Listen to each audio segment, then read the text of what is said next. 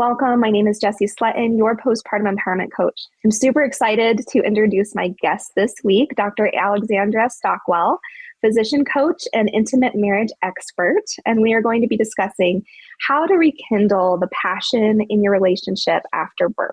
So good morning, Alexandra. Thank you so much for joining me today. I'm glad to be here, and I certainly love our topic. Yes, me too. I'm really looking forward to it because I think, intimacy and reconnecting with our partners, especially in this new phase of life, is something that every new parent has grappled with at some point. And so I would love for you to just start us off by telling us a little bit about yourself, your story, your work, and then we'll dive into all the juicy stuff. Okay, sounds good. So I am a physician, an intimate marriage expert. I work with couples who are motivated to have long-term, intimate, passionate relationships. And I really got started in the context of my own postpartum experiences. Mm-hmm. I have been married. I recently celebrated my 28th wedding anniversary. And congratulations. My husband, thank you. My husband and I have 4 children. And due to career reasons and different things, we had 2, and then we had a break, and then we had 2 more, and we were kind of undecided about the 4th, but we went ahead, and we were both in our 40s when he was born. And the reason I say all of that is that having gone through the postpartum experience 3 times before, I knew that it was inevitable that there would be a real break in our erotic connection, in the intimacy of a certain nature. And I really didn't want that to happen. We had put attention on the quality and flavors of our marriage.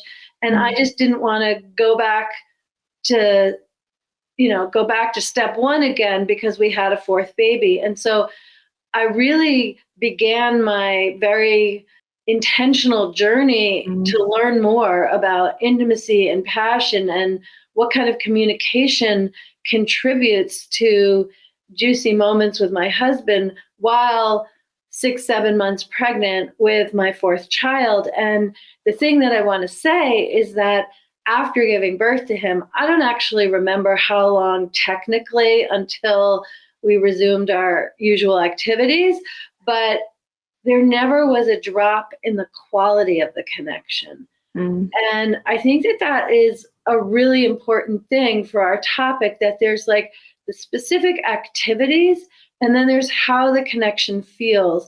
And sometimes it's really beneficial to decouple those 2 because it makes both elements flourish a little bit more. I'm realizing that I should have asked how explicit you want to be in this conversation before we start recording. I'm very flexible, and we'll take my clues from you if we want to make this more innuendo or more explicit. So I'll just go and indicate.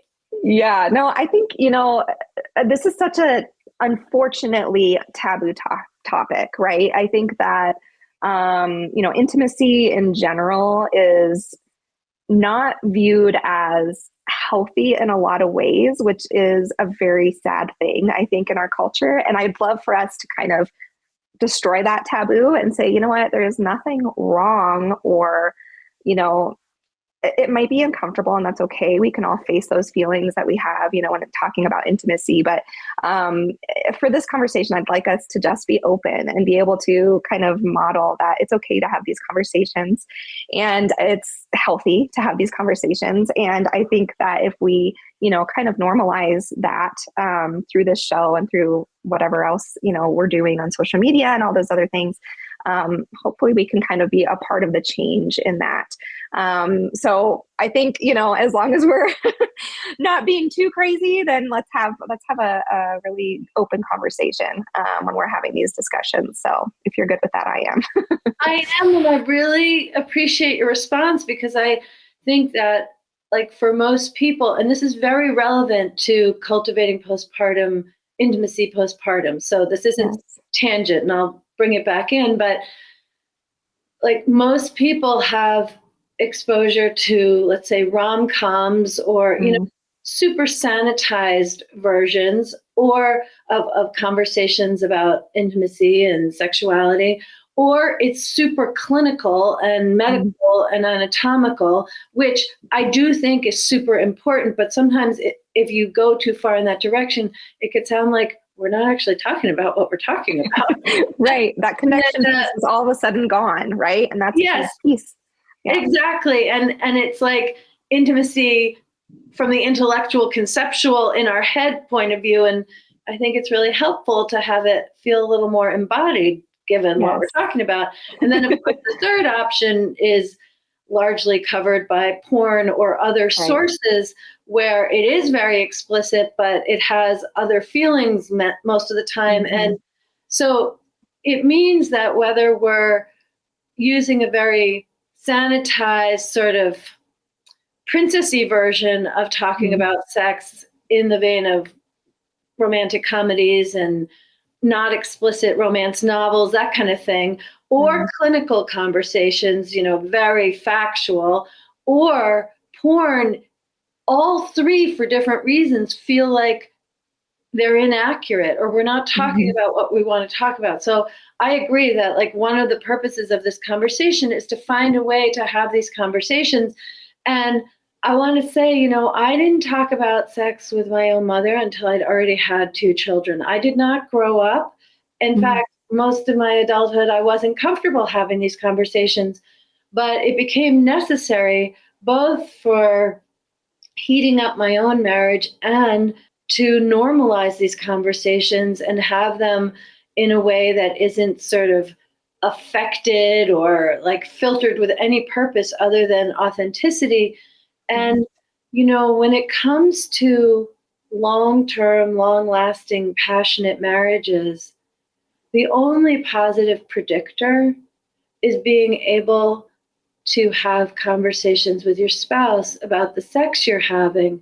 That when I think it's 90% of couples who are happy and passionate through the decades are having conversations about the sex they're having. So, or maybe it's 89%, and only 11% are not. And yet we live in a culture, I think this is, you and I are in the United States, but I think this is true pretty broadly across the world, that most people are more comfortable having sex than having a conversation about sex. Yes, I would agree with that. Absolutely. Well, and I think, the point of this show is empowerment. And I think that, that covers a broad range of experiences in, the perinatal time frame, right? And so I really hope that this message comes through, that understanding how to have these conversations, breaking through the taboos, looking at our own thoughts and beliefs around sex and how we connect with our partners really will be this feeling of empowerment, and that you do have control over some of these things, right? And that we can talk about how and what we need with our partners, whether it's sex or whether it's, sharing the parental load or, preparing for bringing this new life into the family dynamic, right? There's all these things. And I completely agree with you that the foundational piece here is that communication and building those communication pathways. And I loved what you said about, you started this in your own journey in pregnancy. And that's a lot of what we talk about in the show, is that intentional preparedness is super important. It's never too late, but if you can do it in the pregnancy time frame, you have more of that time, the mindfulness, the ability, even you're not as exhausted. You're tired in pregnancy. Obviously, you're growing a human, but you're not having to attend to the baby yet, and so you can really focus on these conversations with your partner. So I wanted to say that I really love that you mentioned that in your own journey, and I think that's something that I really try to advocate for in the show, is really having a lot of these wide range of conversations in the pregnancy timeframe. Yeah, although it's not so easy to inspire people in this way, because most people, I think, are focused on if they're going to be preparing and intentional in creating a birth plan. Yes. And, after that, it takes a special something to even pay attention to, like, learn how to change a diaper if that's something somebody doesn't already know. Right. And, that is understandable. And I also think it's wonderful to be able to have these conversations, and we don't always know what is going to happen with our body, with the baby's personality and needs. It's beautiful to be oriented to the landscape of possibility, and yet there remains this profound unknown until that new baby joins the family. Absolutely. Yes. I couldn't agree more. I think it's just that, establishing those channels of communication and understanding, how to turn toward one another when those unexpected things come up or when things are harder than we anticipated, having that safety in the relationship to be able to say, wow, this was not what I was expecting, or this is way harder than I thought it was going to be, and being able to be open and honest and vulnerable with one another is a beautiful thing. So, anyway, but I would love to hear a little bit more about how, you kind of shifted gears. So are you still practicing medicine, or are you? No, I don't do any clinical medicine, and I haven't. I've been a full-time coach for 11 years. 11 years. Wow. Okay. So it was kind of your own journey, which I think is the case for so many of us in this field of, supporting perinatal, during the perinatal timeframe is really kind of what happened in our own journeys. So if you could just tell me a little bit more about how, working on your own journey kind of inspired you to start helping others in the same kind of vein of intimacy and marriage partnerships. Sure. So my husband and I met the first week of medical school. He's a physician and continues to practice. And during basically the first 10 years of our relationship, first dating, and then when we were engaged, married, and we had 2 children fairly soon thereafter, we were in medical school, we were in medical training afterwards. And it meant that we really did not have much time together. I mean, we had enough time to get to know one another and to be clear on our values and general compatibility. But really, between exams and working 60, 70, 80, 90, sometimes 100 hours a week, there's now a law in the United States that caps working hours at 80, but that didn't exist when we were training. And then, having babies and all that brings. So I just always assumed, and we were having what I call functional sex. It was fun. It was fine. It was definitely not what the poets write about. And I did not afterwards feel like, oh, we are so much more connected. It just was functional. It was fun, but it didn't expand my soul. It didn't have me feel like, oh, the two of us are so much closer to one another. It was more like almost a bodily function with some delight. So I thought, okay, well, once we have more time together, we're so compatible in so many ways. We love one another so deeply. We're devoted to our life together. For sure, things are just going to blossom and expand, and we're going to have new flavors and seasonings in how our bodies and souls feel. So now fast forward approximately 10 years into our relationship. I'm not working any evenings or weekends, and he's only occasionally working the weekend. Before we had our next 2 children, there are no babies in diapers.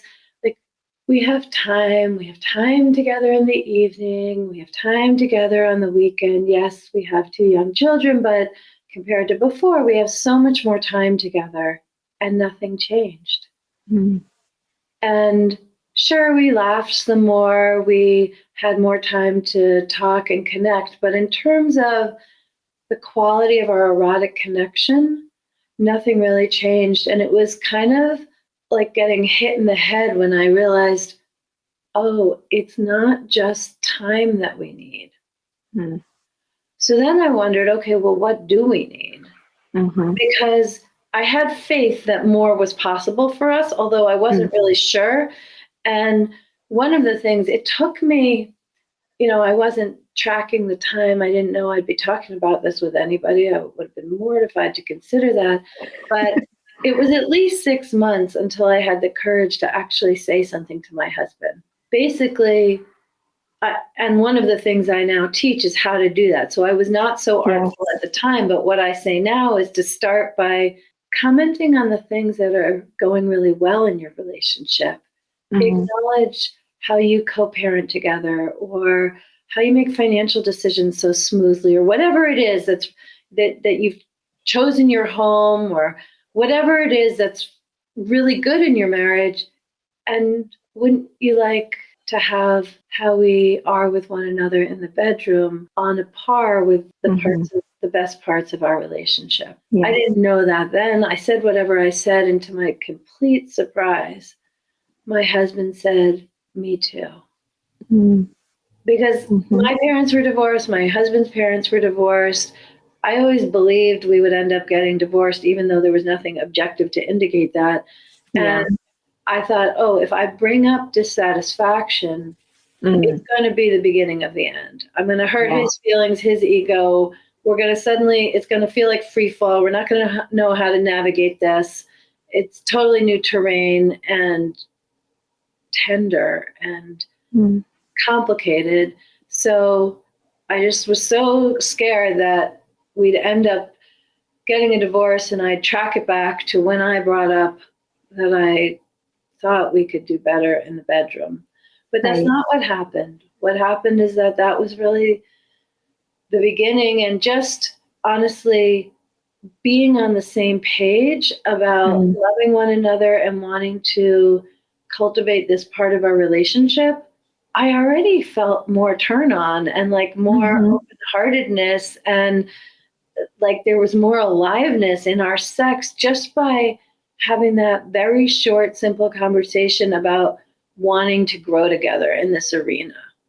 And I started by ordering a number of books. I have to say, I didn't really find the book that I would have wanted, so I've since written it. It's called Uncompromising Intimacy, but it was a whole journey, and part of my journey included a really in-depth training in sensuality and sexuality that I did for myself in our own marriage, and it doubled as a coach training. And at the time, I didn't know what a coach was. I'd never heard of that.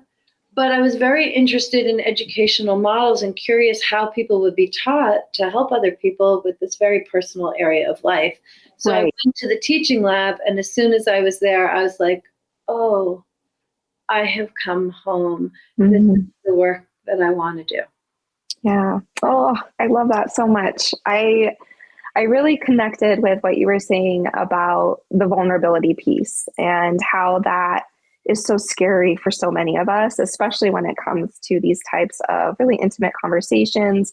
You know, we carry with us our own childhood experiences, our own trauma, our own worries that we are going to just keep repeating those same mistakes in our relationship, and how that can really be scary to just open us up to have these conversations, even though our partner should be one of those safe places, right, where we know we can be vulnerable, but it's still really scary to be able to say, here's how I'm feeling, you know, and then to just have that reciprocated by your husband. I'm sure just that connection was, like you said, almost immediate, to just be like, oh, okay, we can have these types of difficult conversations without risking our relationship. And I loved that. I think that that's something that I know I've experienced with my own relationship, where I'm like, oh my gosh, you know, I'm really scared to bring this up, or, you know, like what if this is the beginning of the end? Like you said, my parents are divorced as well. And so it's always been that, I guess I've never noticed that until you've put it into words, where that's always been in the back of my mind as one of those barriers to that vulnerability.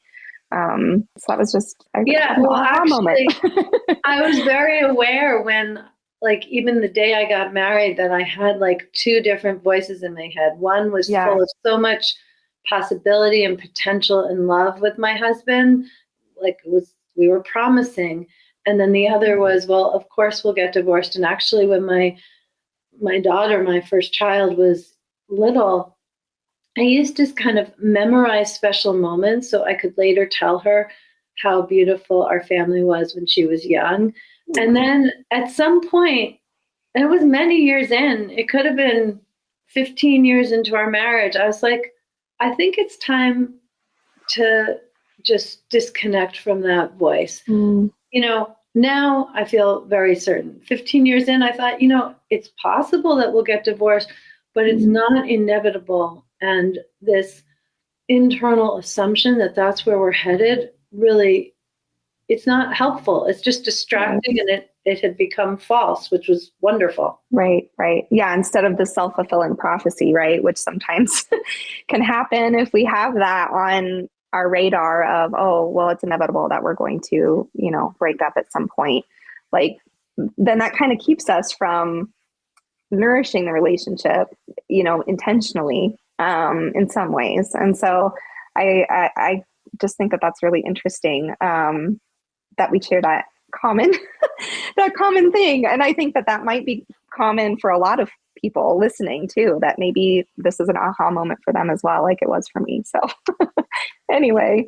Well, I'm so glad. And I want to follow up and say that with the utmost conviction, based on my personal experience and also coaching hundreds and hundreds of couples, that having a fantastic relationship is a learnable skill. I love that. This is good news.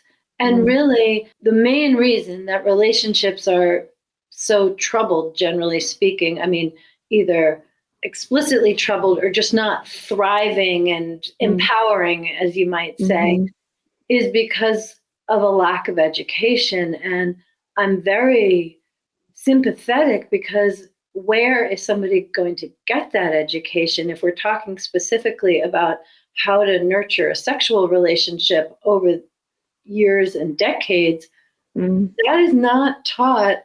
It's not part of sex ed, if one even has sex ed these days. It's only, it's a minority of states that even require anatomically accurate sex ed. And churches and other religious institutions offer something, but not the answers really for how to cultivate an experience of pleasure and have passion grow, both in the postpartum period and all of the many years thereafter. So I think really for anyone who wants more in their relationship, it's not, the first question is not, did I marry the wrong person? The first question is, okay, what do I need to learn in order for this to be more of what I desire? And once one really goes far with that, often the partner ends up changing too, because as I change or as you change, we change the culture of our marriage. And once the culture is different, then everyone in it shows up more advantageously, unless the culture has changed in a negative way. Yeah, no, I love that idea of it's a learnable skill. That mirrors a lot of things in postpartum, I feel, because, in our culture, specifically to a more westernized culture, the postpartum period is something nobody anticipates or understands until we're in the thick of it, right? Because we just don't have that model of a village, right? Or this community like we used to in the past, or that more traditional cultures have, where they view this time frame as a sacred thing, as something that does not just affect the baby, right? I say so often, like, us as birth givers, we often are seen as an extension to the baby during this time frame. We're not seen as an individual going through these experiences or asked how we are developing as a person, after birth. And I think that it's a powerful thing to believe that, okay, learning how to parent, learning who I am now in this new phase of life, learning how to chest or breastfeed, if that's something that you want to do, they're all learnable skills, right? And just because it might not come naturally, or just because we weren't taught these things, by our parents or culture around us, doesn't mean that we have to just settle with, oh, this is the way it is. Or, something that I really believe strongly in as well, that there's nothing that we can't learn, right? And it is a learnable skill, and there are resources out there. Some of them might be harder to find or we don't know where to look. So I'm so happy that somebody like you exists, where, you've learned from your own experiences. You've been able to get training and doing all of these things. And then now we're kind of passing on that knowledge, and we're making that more available for more people to be able to improve their lives and their relationships. Yeah, absolutely. And so I think in order to rekindle the spark, kind of tap into passion in the postpartum period, I think it's really important to even define what we're talking about, because it's certainly possible that, a week after giving birth, a woman wants to have sex, but that is very, very, very rare. And so maintaining intimacy and keeping the spark alive in the postpartum period does not necessarily mean sexual intercourse, and often it doesn't. But I think what can happen is, if we're not available for sexual intercourse as women, then we're not available for any of the other elements that are such an important part of a sexy relationship. And I think our partners feel that rejection very profoundly, in a way that they may think it's about whether or not there's intercourse or not, but it also has to do with emotional feelings and physical feelings that aren't explicitly sexual. So I think during the postpartum period, just having time to say, this is how I feel, without fixing anything. Yes. And also having room for the other partner to say, this is how I feel, with it just being really understood that actually nothing needs to change. Just by being able to bring your experience into the relationship, that is enough of a change. And it eases tension, and it has both people feeling more seen and welcomed into the next phase of the relationship. So that is one thing. And when having a conversation, it's really important to say what the purpose is. Because if I say to my husband, let's say I'm 4 weeks postpartum, and I say to my husband, I'm feeling so disconnected, he's going to feel offended. He's going to either think he's doing something wrong, he's going to shut down, he's going to be inadequate, or he's going to be resentful, he's going to be angry. Whatever it is going to depend on his personality. But most people, when their partner says, I feel so disconnected, in a sleep-deprived, stress context, it's not the most generous answer or internal response that follows. But if I say, I really want to be connected with you and find our way back to feeling really good, are you open for a conversation where we can try to do that? Then my husband's going to be listening, understanding what my underlying point is, rather than responding to whatever words I say that could easily be taken in many different ways. So I think with communication, it's just really important to clarify, you're not blaming, you're not attacking, because you shouldn't be doing those things. You're just sharing how you feel. And the only thing you need afterwards is a hug, or maybe you don't want a hug. I just want to know that you know what's going on with me, and I'm interested to know what's going on with you. Just really getting clear about the purpose is going to massively improve the impact of that conversation. So that's one thing. And then the other thing that I really want to have people know is the importance of non-sexual physical touch. Because as I was saying earlier, if sex is off the table, many couples respond to that by taking touch off the table. Yeah. Or even if, let's say, in a heteronormative context, the husband is offering a back massage, shoulder massage, because the shoulder got, holding the time, right? Shoulder. Yeah. And many women will think, well, if I say yes to that, then I'm going to have sex, or I'm going to end up having to like make sure he knows it's only my, like, it's just Yeah. sort of a pain, and it's easier to say no. But we all know, right? A 30-second hug gets the oxytocin flowing. And sure, oxytocin flowing from breastfeeding is wonderful, but in terms of the oxytocin and connectedness with a partner, non-sexual physical touch is so significant during the postpartum period. It's a kind of generous touch, not a transactional touch, not a taking touch, but just a caring touch. I love that so much. And I'd love to expand on that just a little bit, because I think the folks that I work with, right, and myself included even, we feel so touched out, right? Like, especially when we are caring 24/7 for this little baby who maybe is, attached to the breast all the time, right? Or we're just constantly being touched or demanded for our physical presence, right? From another human being. What would your advice be around reconciling that feeling of I am so touched out to knowing you crave that generous touch like you're talking about? Is it about like the conversations that you have with your partner about those different types of touches, or where would you say, we could kind of turn to as far as communicating that difference or reconciling that feeling within ourselves?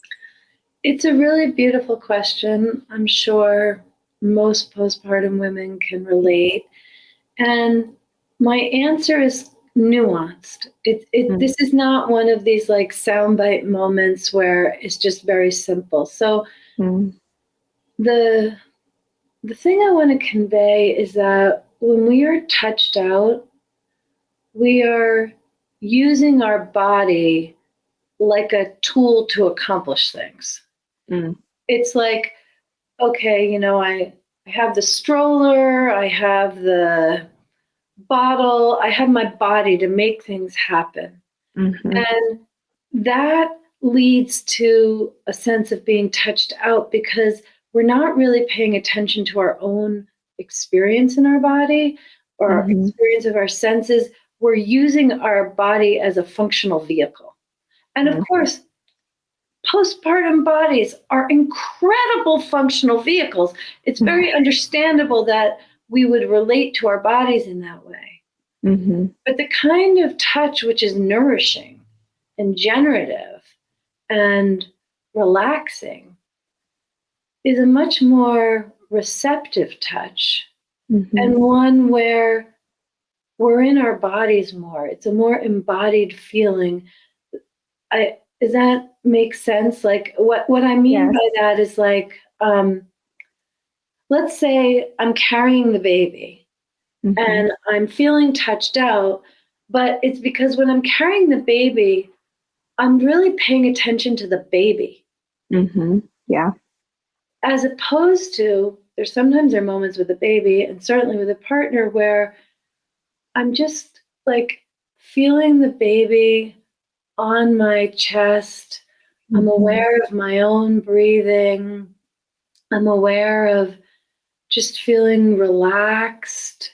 And it's a much more sensual experience, not sexual, but sensual. I'm feeling the touch, maybe the little sounds the baby is making are just allowing them to delight me, and just being mesmerized looking at the baby, how they smell. Like it's the way we might look at a rose, right? That is a kind of nourishing physical touch, as opposed to feeling like, the baby needs to be held carefully and the baby needs to be upright and, like all the attention on the baby, then that can be tiring. So really what I'm saying is the difference between feeling touched out and any touch just being too much versus the kind of touch which is nourishing and has us relax and feel cared for. One of my all-time favorite expressions is mothering the mother. To be able to receive and be nourished, the main difference in those two is our own attention. Now, when we're with a partner, yes, they may need to learn how to touch in a way that contributes to this. And I will say a little bit about that in a moment. But the biggest difference in feeling touched out versus experiencing nourishing touch is allowing ourselves to be receiving rather than giving, which is fundamentally a shift in our attention. Oh, I love that so much. One of my like idols, I guess I would say, during my journey of becoming a postpartum coach and a CLC and all these things that I've done. One of her things that she taught us in one of the classes I was in was, postpartum is a time of receiving. So much of our life is about giving, right? And so much of us think about the postpartum timeframe as a time of giving and sacrifice and all of these things because we have this baby who can't do anything on its own, right? And so we automatically shift into that mindset of, I am in giving mode 24/7. But the reality is, postpartum is a time where we need the most nurturing, the most support, the most just time to reconnect with our bodies, to heal our bodies, to nourish our bodies. So I love that you kind of made that connection of the touch being similar, because I think it is something that we have to shift in our own mind and allow ourselves to receive. So I loved that so much. Yeah, and I think most couples, it's new because there's a lot about sex which either can feel self-centered and self-sacrificing, those two are paired, or transactional, like fundamentally, I give you an orgasm, you give me one, or I make this feel good for you, you make this feel good for me. But there's a real art, whether it's sexual or non-sexual touch, for taking your pleasure from the touch. There's like generous giving touch that the partner can give. And there's also, I think, this is with a partner or not, to learn to like take pleasure from the touch you're experiencing. And maybe this isn't exactly what I was saying, but this is related. Like just how we wash our face, that is a place that can be functional. Like, let's just, or we can caress our face and make it a sensually rich experience. Not that we're about to like be in orgasmic bliss, but we can have, like, it does not take any longer to just slow down and wash our face with care, as opposed to just like, doing getting it done. Right. Yeah. And I think the more we can turn our attention, whether we're touching ourselves in any kind of way, or touching our baby or our older children, or experiencing touch with a partner, that when we just slow down and let ourselves experience it, let ourselves receive it, being touched out is just less of a thing. Yeah, I feel like it's really that presence within our body. And, we're so used to being up here, right? We're planning ahead. We're okay. The next time I need to feed the baby is in about 2 hours. So I have to chug down this food because it's the only time I'm going to be able to eat really quick. And okay, I'm going to run to the bathroom because, the baby's going to cry any minute. And so it's very much like living up here and not being connected to our physical experience and our own bodies. And I think there's a lot to be said around that too, because we can have some disconnect around our bodies and some feelings around that after birth, the way our body has changed, the way our body is feeling, as it's healing, all these things. And so I feel like there's this resistance to being in our body, present and experiencing what we're feeling around us and within us. And I think that I've never thought about it really in that way for the feeling touched out piece, because I've never made that connection until we've had this conversation. And I think that is, it's really an intriguing idea, is that, we really just need to pause, slow down, feel what it feels like to just be in our body in that moment, whether it's a sexual touch or it's just a I'm sitting here enjoying my coffee. I'm feeling the warmth in my hands. I'm feeling, the liquid go down into my throat, and it's very soothing, and, just really connecting that mind body experience. And I think that's really interesting. Yeah.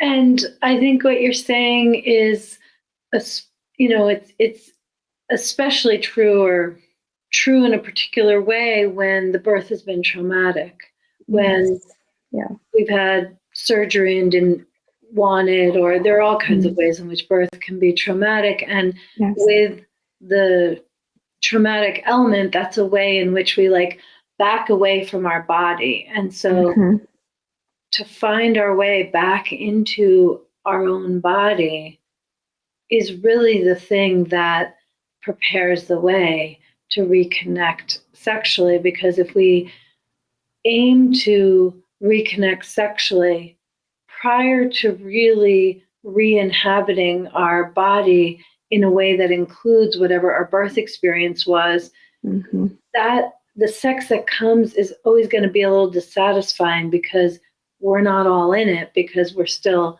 dissociated or disconnected in a particular way. And I want to add, it's like part of what we're talking about, that one of the best ways to get the sparkling is to be goalless.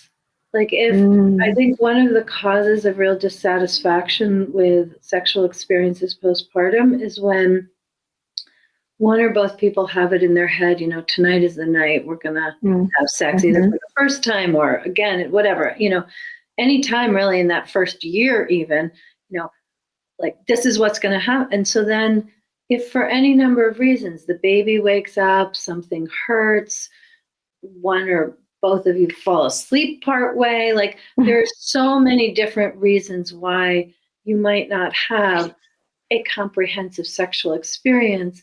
And it's so important not to see that as a failure. And the main way to get there is just to bring more deliciousness, enjoying each moment, and less goal-oriented sexual activity. And I'm not talking about seconds before the orgasm you stop, that is genuinely dissatisfying. But I mean that just exploring one another's bodies, just to reacquaint, or to really make out with wonderful romantic kissing, understanding that it's not necessarily going somewhere. You can be middle school or high school and don't go to all four bases, just one or two, or that having the purpose of sexual connection be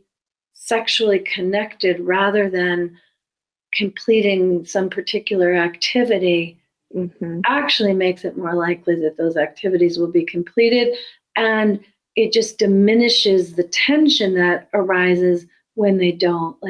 Have it, if you're going to be touching one another, set it up so that no matter how far you go with that, you feel closer afterwards and not disconnected. Yeah. Oh, I love that so much. My gosh, we could be talking about this for hours, because I just think it's so important for us to understand, we do have some control in this area, right? And it starts with our own healing, our own reconnection with our bodies. And if we're not there yet with ourselves, how can we open ourselves up with our partners? And I think that that's a really important thing for us to kind of take away from this conversation, is reacquainting yourself with your own body, understanding your feelings and how that connects to your physical reactions, and just the mind and body connection, right? And really trying to nurture that with yourself is that first step, I think is what I'm hearing from you, to be able to have that reestablished connection with your partner too. Is that kind of, am I getting that right? And okay.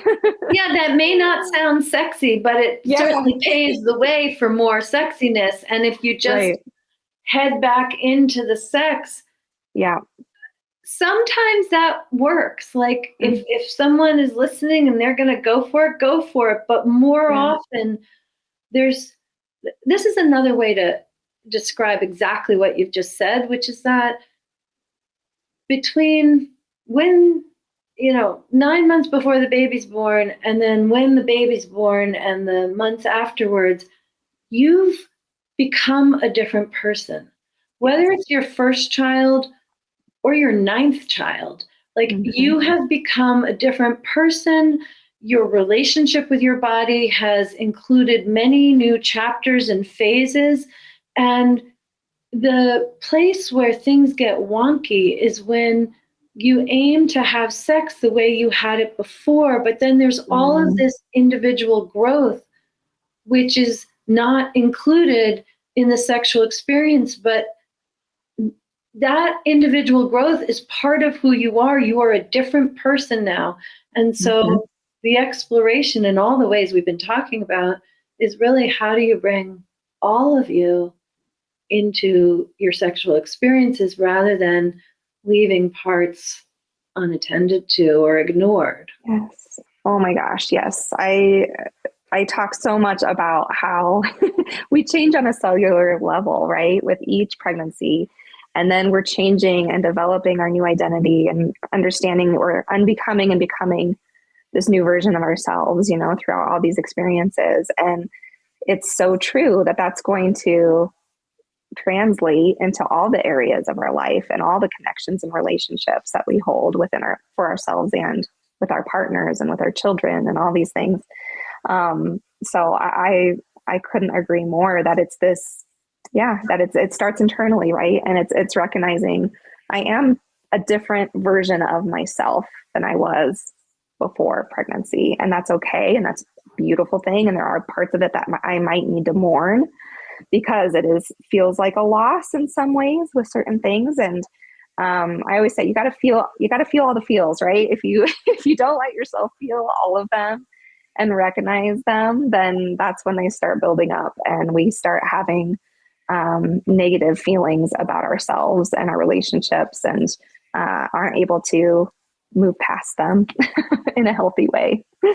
Exactly. I love that your whole platform is empowering postpartum, because we're really talking about wholeness, empowerment, sovereignty in a way that integrates all the new recent experiences. Absolutely. Well, I would love to see if you have any other little tidbits of, advice or ways that, our viewership can kind of take something away and kind of imply to their own, sexual experiences with their partners, or just reconnecting with their partners. In the last few minutes here, if you have any other little aha moments to inspire. Yeah, I think that what is essential for the postpartum mother is knowing what she wants, what's important to her, and not counting on a partner being a mind reader. So this is true for women at all phases of life, and it certainly is true in the postpartum period, that the first thing is really to know what you want, to feel worthy of having it, to receive it. And I want to really highlight learning to ask for it so it feels good to give it to you. Yes. And this is true with respect to your partner bringing you more water. And it's also true with respect to any of the desires that you would have when it comes to sex and sexuality. He's not going to know that you need to be touched differently unless you communicate that in a respectful way, so it feels really good to do that. Yeah. Oh, that's so true. Yeah, communication and how we communicate is really, really powerful. And having that safety there built through that vulnerability, I think, leading from example, being vulnerable, being willing to be maybe the first person to be the vulnerable person in the conversation, it's an inviting bid to your partner versus feeling like, oh, I did something wrong, or, she's angry with me, or, oh gosh, getting defensive, like you said before. So I think that that's a really key piece for sure. And it can be wonderful. Like, that's my tip. It can be wonderful. Right. It doesn't have to be a chore. And if sex is a chore or a duty, please watch this all again. Yes. Yes. I love that so much. And get Alexandra's book, because it sounds like there are some really awesome things that we can all learn from that book for sure.